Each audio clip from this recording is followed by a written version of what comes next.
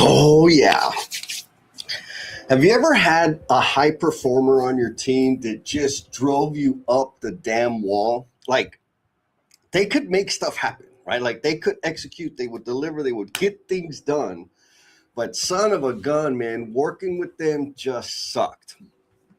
Well, guess what? I used to be that guy.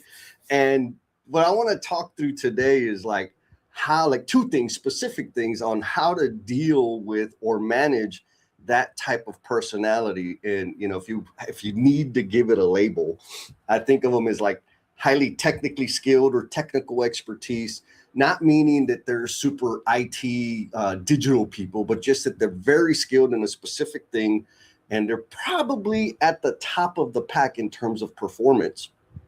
The issue with them is they could hold you hostage, and more importantly, their behavior, if it's not appropriate and aligned with the team, it can kill team performance. And so before we get into like the 2 points, you got to know, if this is your first time here, I'm Jesse, your selfish servant. My mission is to leave the construction industry better than I found it. I know I can't do that alone. And that's why we are launching the Construction Leadership Lab today. Actually, after this call, we're going to have the big kickoff call with the test pilots. So if you're interested in that community, drop community down in the chat and I'll make sure, or I'll find a way to get you the link so you can get on the first to know list. Anyhow, back to the point. What we're going to be talking about is how to deal, or two techniques, two tactics on dealing with or managing high ego, highly skilled, high level of expertise people on your team, so that you can get the most out of them, and also so that they don't hold you hostage and undermine your whole damn business. The 2 points we're going to go over, number one is like letting them know where their limits are, like what the boundaries are of their career if they don't change their behavior. And number two is kind of a framework that's totally applicable for any employee. And it's looking at things or evaluating the next step, the next performance management step, based on willingness and capability. So we're going to start with letting them know what the ceiling is for them, letting them know that if they do not change their behavior, or if they adapted new behaviors, they could access new limits. And again, this comes from firsthand experience, not necessarily managing those high ego, we'll just call them knuckleheads, but from being that guy. Like for real, that was me. That's the way I function. I knew that I was good at my job. I knew that I was probably leading the pack. And because I knew that I would get away with stuff. And so I was not the nicest person to my fellow employees, my colleagues, my team members, and I sure as hell wasn't nice to the customer. And in construction, it's kind of important. Well, really any business. And so I'm gonna give you a story of how this played out, like for real. I was a foreman. I know, as handsome as I am, it's hard to believe that I was out there in the field. But yes, I was a foreman, and I was a pretty damn good foreman. And my boss, luckily, key point, I had a boss that wasn't scared to like call me on my stuff and let me know where I needed to improve and how to improve.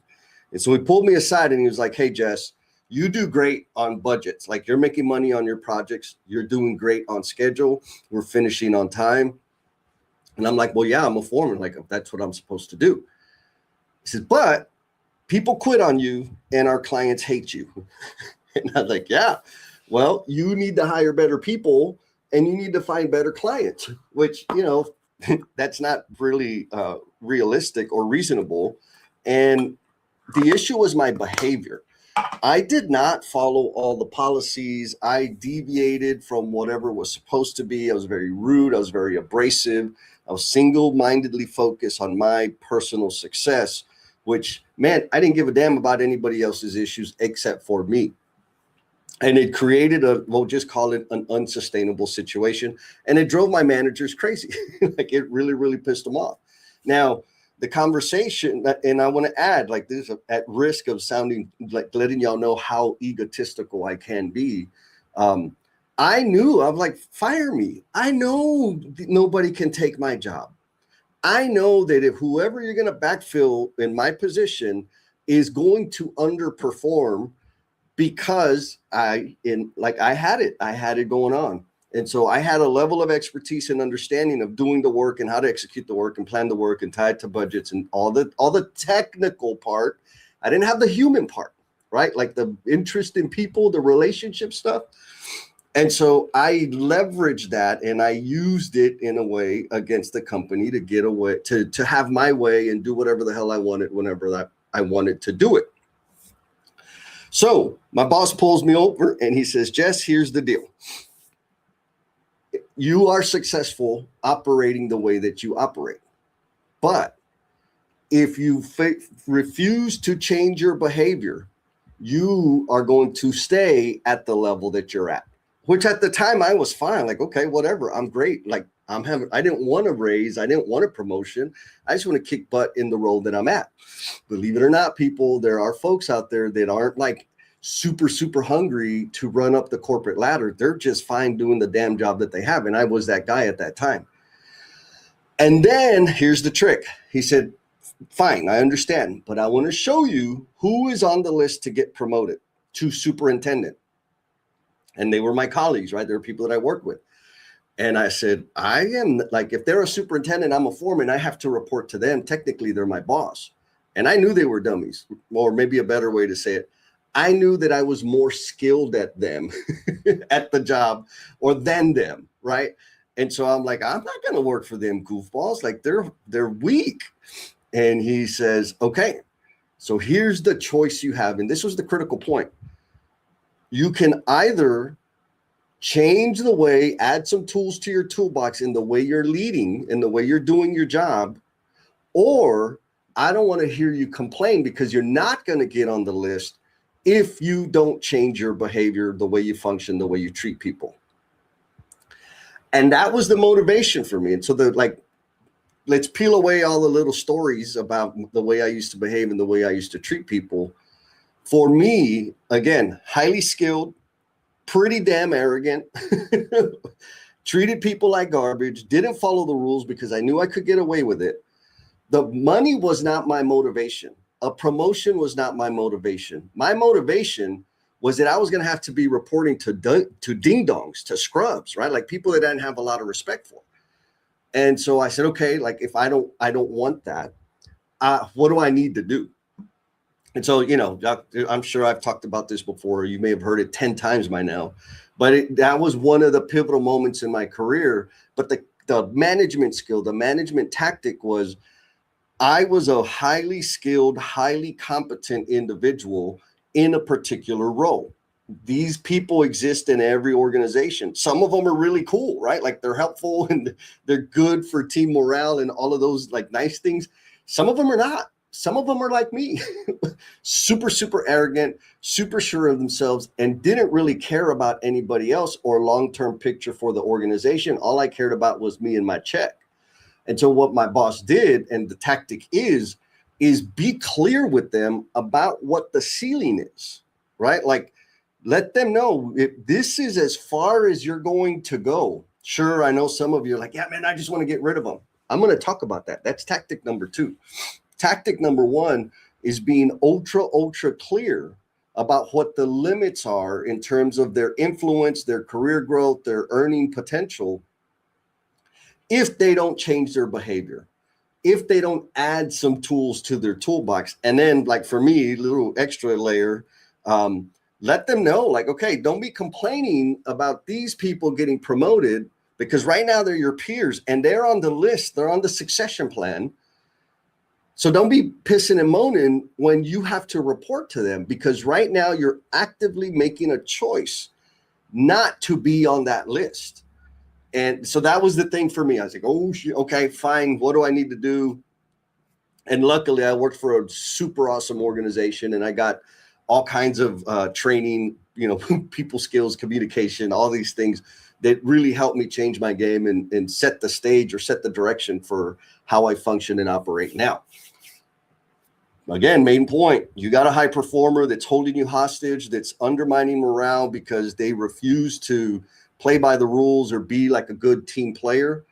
You got to sit them down and let them know, like, okay, you're doing good at your job, but you suck as a team member, and these are the implications, or these are the limits of where you can go if you continue to operate the way you're operating. It's just simple conversation, adding some stuff to it. You know what you got, what leverage you have out there, but do not ignore it. Because if you ignore it, all you're doing is signaling to the rest of the team that type of behavior is okay. And that's no bueno. That's bad news. Okay.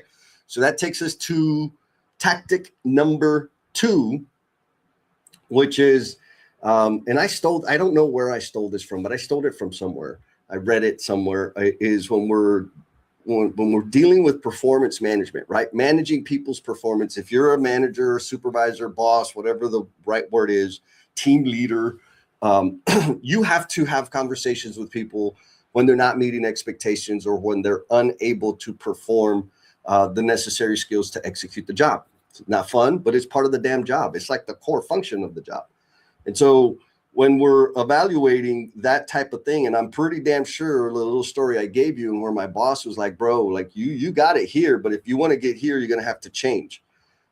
It's evaluating the individuals from 2 perspectives: willingness and capability. Very simple. Like, I try to keep it simple. And let me add this. Your company probably has a performance management process. Follow that first. Like, for real, it's probably something like have a one-on-one conversation, give them a written warning, then do a formal write-up that with suspension, and then termination, right? But all of those are documented occurrences. I'm not saying that's your process, but most companies have some kind of process. If you got people on your team that ain't like cutting the cheese, just use the damn process. I promise it will help you, and it will help the individual. Now, we're just going to assume everybody's using the company process in terms of performance management, which is super, super important, not fun, but necessary. Now we start talking about the willingness and capability. And so what we want to check in an individual, they bring them into the team, you got to train them, you got to get them oriented, do this stuff, help them, set them up for success. And then you put them to work. And if they're not meeting the expectation, we got to have a check-in, right? Like, that's just part of management. And what we're checking for is willingness and capability. Are they willing to do the job? Are they willing to conform to the expectations of the team behavior? Are they willing to stop being a butthead, right? Like, are they willing to do the things that are necessary to be successful at the role? If it's a yes, awesome. We go to the next box. The next box is, are they capable? Can they do the job? Like, do they have the skill set to execute the task? Sometimes we'll be able to find like, ooh, not really or not yet, but they've made progress. Fantastic. If they've made progress and the capability is still a little weak, shore them up, right? Give them some more training, give them some more support, whatever is necessary, and then let them go work and then come back again. Willingness and capable. If they got the willingness and they got the capability, then you're golden. And so that's the simple, super simple cycle, right? Now, capability is easy because that's usually just a training function, right? We can give them some more training, access to resources, mentoring, support, all of these beautiful things. If you're at an organization that doesn't have that, I'm just here to tell you, in the construction industry, there are more and more organizations, rather more and more leaders that are committed to setting their people up for success. So if you're at a place that doesn't appreciate, doesn't invest you, doesn't have the systems to help you develop and grow, you don't have to stay there. I know it's not easy, but you don't have to stay there. I promise there are more and more leaders out there that are really committed to investing in who they got. So all you got to do is go find them, DM me, hit me up, and I've got friends. I can see if maybe we put you in contact with them. Anyways, back to the main point. We talked about capability. We can train them. We can shore them up. And if we find out, and this is up to you, for me, I'm like 2 or 3 rounds. If I've given you 3 rounds of like, let me support you and help you build the capability, and the progress isn't sufficient, I'm not going to terminate you. I'm probably going to find another spot or another assignment for you that can leverage and tap into your actual capabilities that you do have. So you're still on the team, you're just on a different spot. Now, when it comes to willingness, this is a totally Jesseism, but I super recommend it. When the individual on the team is unwilling to make any changes, to learn new methodologies, to try a different way, my recommendation is release them to the industry. It doesn't mean they're a bad person. Their mode of operation is just to do what the hell they want, the way they want, whenever they want. And that's okay for them, but it's not okay for your team. It's not okay for the organization. So the best thing you can do for the team, for your organization, is let that person go. And what you'll probably find, because this is what I found, there's been a few people that I've terminated, more than a few, but a few that I've terminated that came back and was like, Jess, bro, thank you for getting me out. Like, I never would have quit. But the fact that you made the action to fire me, I found a place that I love, or I found a whole new industry, a whole new job that, man, I was miserable there. That was part of why I was being a jerkhead. I found this other place, this other group of people that do things differently that fits perfectly with me. And so, like, for real, they may just not be in the right space with the right group. They have we'll just say different expectations, different values. And so trying to change their value set and all of that, man, that's a major deep dive. And so if you're just jumping on right now, what we're talking about, or what I'm talking about, is dealing with high ego people that are highly skilled in a particular role. Like if you're a manager, if you lead people, you've dealt with these folks, right? And where is my experience coming from? It's from me being that guy, right? My nickname used to be Teflon Jesse, because I got away with way too much. Like, I am eternally grateful for all the people that tolerated me and made space for me to finally mature and develop. But they went above and beyond in putting up with my crap, because I had a massive ego. I was super arrogant. I knew I was good at my job. I knew that I was better than the other guys in the same position. And because of that, I acted a fool. And it wasn't okay, but I did it. What happened? Tactic number one, my boss sat me down and he painted a very clear picture of what the limitations of my career, my future was. He didn't threaten to fire me. He's like, well, still, like, we need you. You're good. You suck at these things, but you're never going to progress any higher than this, because of the way you behave, because of the way you treat people, because of the way you communicate. Like, straight up is exactly what he told me. And then he said, and these people here are going to be on the list to get promoted. And I was like, then they were my friends, right? My coworkers. It's like, I'm not going to report to those ding dongs. He's okay. If you don't want that situation, I'm not going to put up with you complaining. So you either do something to change your behavior or shut your damn mouth. And I said, okay, well, help me, fix me, right? Tell me what I need. And what did he do? He vetted, am I willing, right? He motivated me to be willing to change my behavior. And I did have the capability. And so I went through training, all kind, like over and over, lots and lots. It took a lot of work for me to start treating people like people, which seems dumb, but I the industry kind of helps a lot of us, reinforces us being aggressive and undermining people or undervaluing people. And so that's the point, man. And I got a bonus point, which I touched on, but I'm going to reiterate. When you're managing difficult people that have very, very high level of expertise, highly technically skilled at the role, there's not a lot of them. We all know that. They can hold you hostage. They can hold the team hostage. They can hold the company growth hostage. That's not a good thing. So you've got to address it. How do you address it? Paint the damn picture of what the ceiling is, what the limitations are, and like what their future looks like, because they're not going to change their behavior, so that it's ultra clear, super clear about what the consequences are in terms of them choosing to continue going down the same road, because you're probably not going to terminate them.